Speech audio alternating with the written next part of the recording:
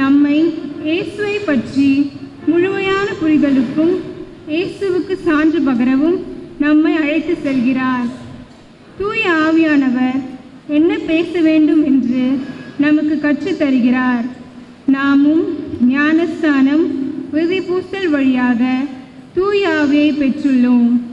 ஆம், இன்று முதலாக இறை இயேசுவை நற்கருணை வடிவான திரு உடலையும் திரு இரத்தத்தையும் உள்ளத்தில் பெறவிருக்கின்ற உங்கள் அன்பு பிள்ளைகளுக்காகவும் உறுதிப்பூசல் பெறவிருக்கின்றவர்களுக்காகவும் நமது பங்கின் அனைத்து குடும்பங்களுக்காகவும் திருப்பணி நிறைவேற்றும் மெய்த்தகு ஆயர், பங்கு தந்தை மற்றும் அனைத்து அருட்தந்தையர்களோடு இணைந்து எல்லாம் வல்ல இறைவனின் அருளாசிரும் இறை இயேசுவுக்கு சான்று பகரும் நல்ல பிள்ளைகளாக வாழ வரம் தந்தருள இத்திருப்பலியில் பங்கேற்போம்.